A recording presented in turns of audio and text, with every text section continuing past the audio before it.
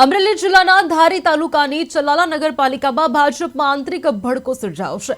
પાલિકા પ્રમુખ નયનાબેન વાળા સામે અવિશ્વાસની દરખાસ્ત બાદ તેમણે 22 ડિસેમ્બરે રાજીનામું આપી દીધું હતું।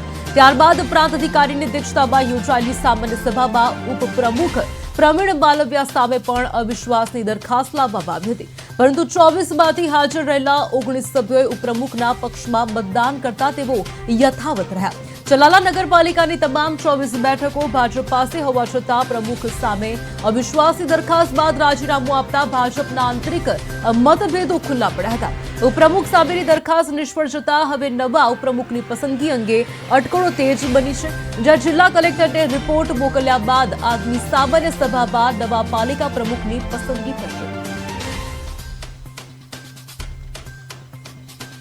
કોઈ મારે વિરોધી હતો નહીં, મારો કોઈ વિરોધ હતો નહીં। આ તો એને લાગ્યું હોય તો મૂકી વિશ્વાસની દરખાસ્ત, પણ મારા તરફેણમાં 19 સભ્યોએ મને મતદાન કરીને મારી તરફેણ કરી છે। કારણ હું આવું પ્રમુખ સામે અવિશ્વાસની દરખાસ્ત, પ્રમુખ સામે અવિશ્વાસની દરખાસ્ત કારણ એ તો આંતરિક મતભેદ હોય થોડા ઘણા, અને એને પોતાના પ્રમુખને કુટુંબનું જવાબદારી સંભાળવાની હોય એટલે એને આપ્યું હતું રાજીનામું। તમારી સામે અવિશ્વાસની દરખાસ્ત સભ્યોએ અગાઉ કરી હતી, તો આજે કેમ સહમતિ? તો પાર્ટીનો આદેશ હોય પ્રમાણે ચાલતા હોય લોકો।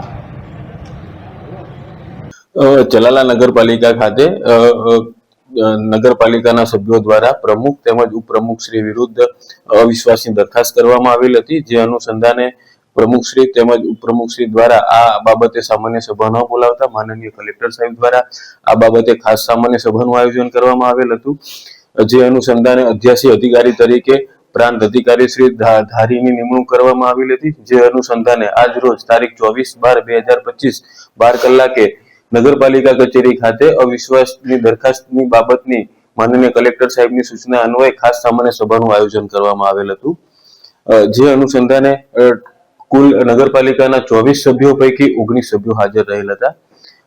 આ અગાઉ 22 તારીખના રોજ નગરપાલિકાના પ્રમુખશ્રી દ્વારા કલેક્ટર સાહેબને પોતાના પ્રમુખ પદના હોદ્દાની રાજીનામું આપવામાં આવેલ હતું, જે કલેક્ટર સાહેબે એ જ તારીખે 22 તારીખે એની સ્વીકાર કરેલો હતો।